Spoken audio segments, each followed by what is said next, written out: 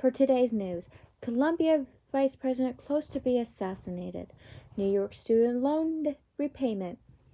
The rate of autism growing steadily. Good evening, this is Callie Law with WKAT with your news, sports, and weather.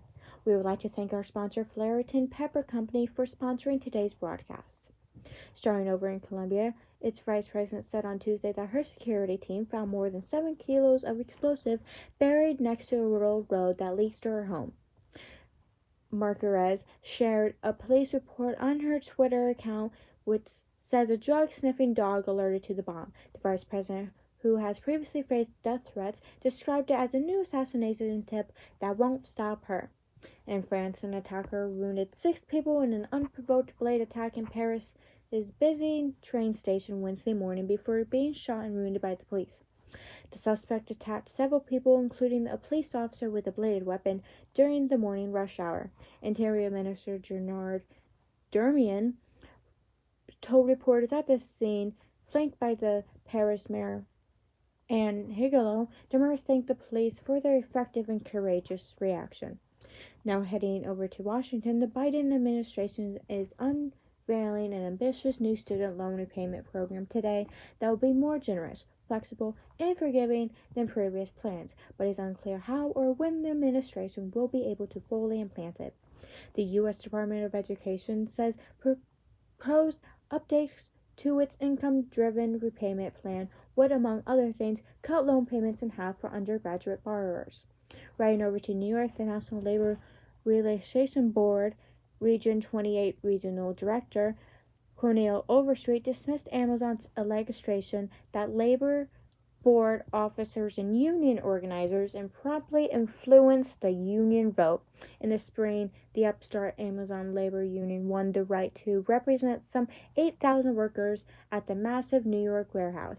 Over in Illinois, the rate of autism among American children has grown steadily over the past 3 decades, but advocates say funding support is not keeping up with the need for services. The Centers for Disease Control and Prevention reports 1 in 30 8-year-old children is diagnosed with autism spectrum disorder, up to 52% from 2017. Health and social service advocates say early intervention is helping more Illinois children with the development disease, but insurance and other assistance plans need to be improved. Over in northern Illinois, officials said a large fire that sent smoke plumes towering over a chemical plant has been contained, and no injuries has been reported. After the fire began Wednesday morning at Kernis Chemical in La Salle, local officials sent an emergency alert advising people who live in the city's 3rd and 4th wards to be sheltered in place. We'll be right back with your news and weather, with your sports and weather, after this short word from our sponsor. If you like to get things hot, as in really hot, try the Spice Blend from Fullerton Pepper Company.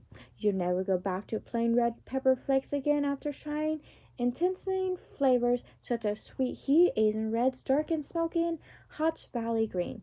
And for the truly adventurers, try I Can't Feel My Face, a delightful blend of Ghost, Habanero, and Carolina Reaper peppers.